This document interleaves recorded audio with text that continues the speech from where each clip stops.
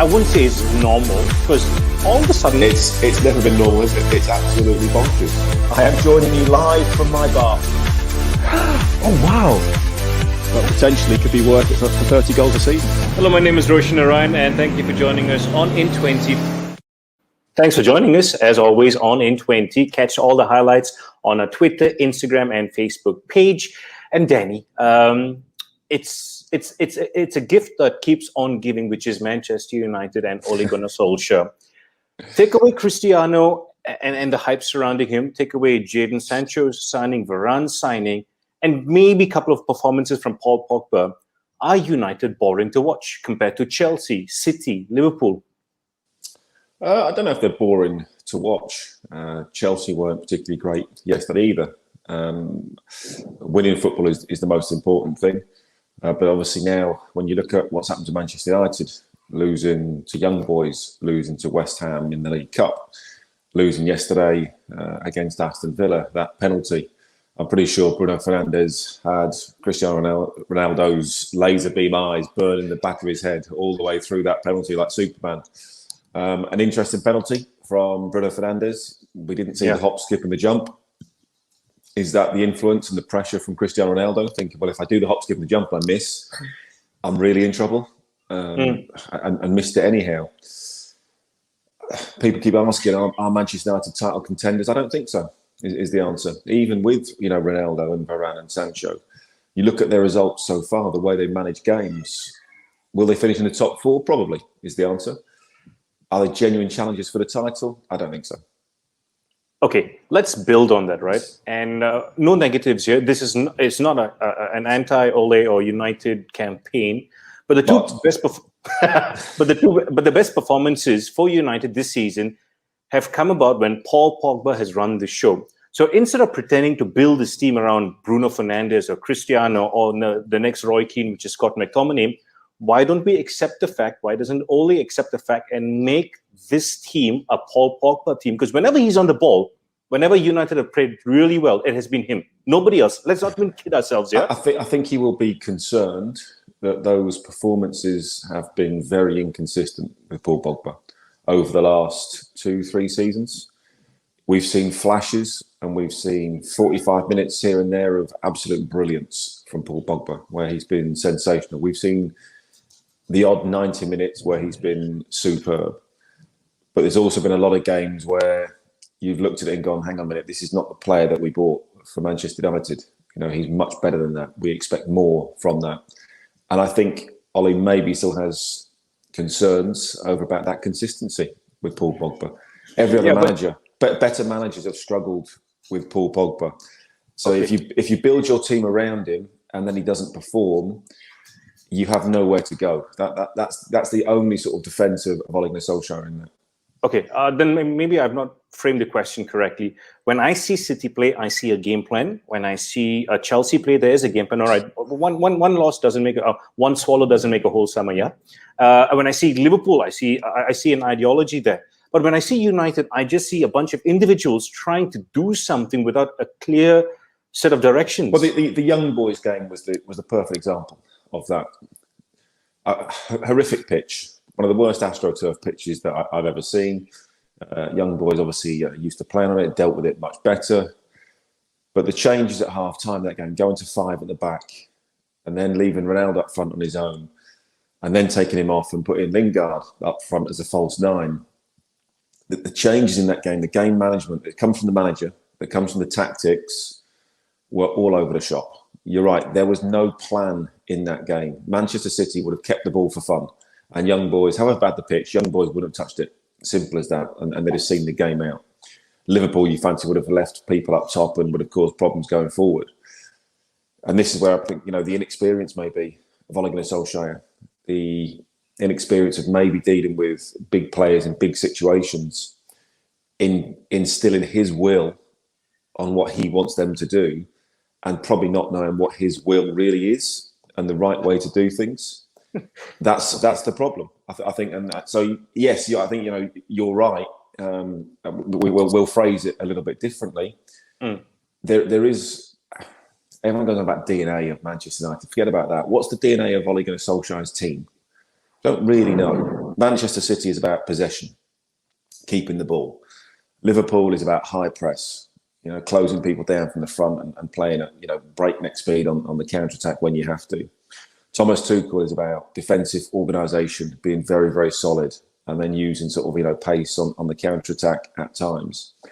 When you see those teams, you've got Bielsa, we know how he's going to play, man for man all over the pitch. When you look at those teams, you know how they're going to play. Burnley, we know how they're going to play. Manchester United, they can be great one week and play in a certain way. They play a different way the next week. And this is why you're getting a lot of inconsistencies, I think, within performances and throughout Ollie's tenure. Okay. There's a recent clip about Pep Guardiola, literally holding Mahrez's hand and just giving him instructions while the game is going on. That's circulating out on social media. You see managers trying to say something or do something when the team isn't performing, whereas Ole, he's been quoted as saying in the past that, listen, that's not my style. I don't need to scream and shout. The players need to know what they're doing. Which one would you prefer as a player when it's going bad? Kevin Keegan was a bit like that. He was a bit of the, well, look, you're all internationals. You should know how to play the game. Well, in that case, why have you got a manager? So the whole point is that, in those moments of crisis, you need somebody to steer the ship. You need to be told what to do at certain times when things aren't going well. Thomas Tuchel is very interesting with his training techniques, and he's very particular about what he does. We've seen him use the small balls. I've also used him. I've seen the fact that he was having an issue with players giving away fouls from set pieces or, grabbing hold of shirts. So he made all the players run around with tennis balls in their hand, so they couldn't grab hold of anything. And it's just thinking outside the box sometimes. If something keeps going wrong, how are you going to change it? How are you going to force to change that mindset? And I just don't think. I think Ollie's was a fantastic player at Manchester United. I think obviously he's an okay coach. But when you're talking about one of the best clubs in the world, I'm not convinced that he's good enough, even with the squad that he has, for Manchester United to challenge for a title, which is what they need. If I were to tell you, and we spoke about this, you can go check the highlights. It's not the first time we're bringing up Declan Rice right now. I believe you. Calvin Phillips as well.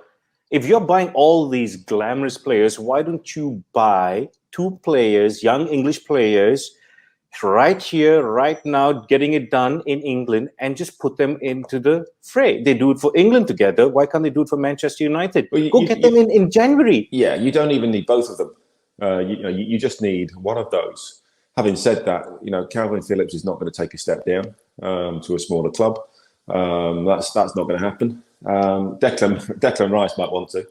I think maybe next year. But Ollie's got the squad now. There could be no complaints about that. You can moan about, whether it be Fred, McTominay, Matic, whoever that is going to be. You can't argue that he has a squad with the right manager that could challenge. But I don't think that squad is going to challenge under Ole Gunnar Solskjaer.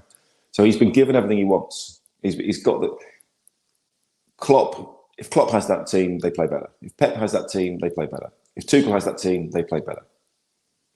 Simple as that, And I think that's where the doubts still are. And you're out of a League Cup game, and that wasn't the under-23s that he played.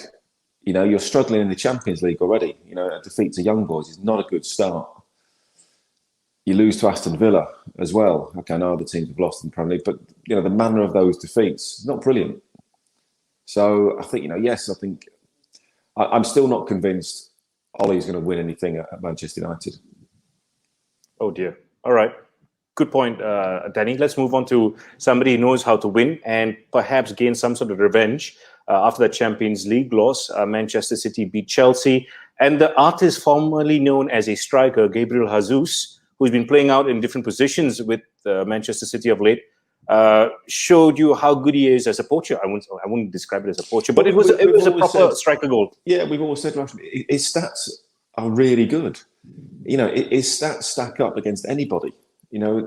Apart from Ronaldo, Messi, and Kane, the very, very best. His goals per minute are good. He works incredibly hard for the team. we've always just said there's just something missing. There's a worry that I think he wants to go and play in a wide position when he's always been a centre forward. That's a little bit of concern. Well, if you're a centre forward, why do you want to go and play out wide? Why do you not want to be in the centre of the goal all the time? I still think City, they do lack that focal point, at times. Yesterday was an exceptional performance. The way they went and pressed Chelsea was back to what Manchester City used to do, winning the back within 5 or 6 seconds. 5 or 6 people pressing the ball very, very high up the pitch, forcing Chelsea to do things they didn't really want to do in that game. And the first half performance was exceptional. They also created chances, maybe not quite clinical enough at times, but they got the 3 points, and it was a vital 3 points for Manchester City. You're talking about a player who doesn't want to start in the position, but he could be the answer for Manchester City. He's already there. I mean, before that injury, where he was slowly pushing out Aguero, he was the man up front. But I'm still not convinced he's the long-term answer. Maybe we need to see him in a run of 10, 15 games. Yeah, okay, fair enough. If he's going to be people. We did something yesterday, and everyone was trying to pick their best front three for Manchester City. Yep. And I don't know what the best front three is. I think Grealish is in there. I put maybe Sterling in there for pace. But then City don't have either an out-and-out number 9, world-class, or a false number 9, world-class. You play Foden in there. He's not really a false number 9. He's not a Firmino false number 9 that has a certain way of playing. He's used to playing that position all the time. Yeah, fair enough. De Bruyne is not in that position. Gundogan's not that position. So it's almost like a club the size of Manchester City, how good they are, and everything that they've won, shouldn't be relying on sticking a square peg in a round hole every time to try and fix a solution. Although Pep gets away with it and it works more often than not, I think they've either got to have an out-and-out number 9. Clearly, they wanted Harry Kane. Why they didn't get him, who knows? You either have an out-and-out number 9, or you've got to have a true false 9, like Firmino, that's used to dropping in that hole and then feeding the players in the wide areas. I know he won't leave Leicester, but Jamie Vardy would be the perfect answer for City or for anybody struggling right now. No, he plays completely the wrong way. Really? He's direct, isn't he? That's all you need. But that's why he didn't go to okay, but is he good enough? Forget about the style of play, but talent-wise. No. No, stop it, Danny Mills. This is Jamie Vardy isn't good enough for City? This is not the way that they play. Jamie Vardy's great at what he does. He's exceptional at what he does. Playing over the top, chasing onto those balls, using his pace, getting into the opposition's half. That's a huge part of his game.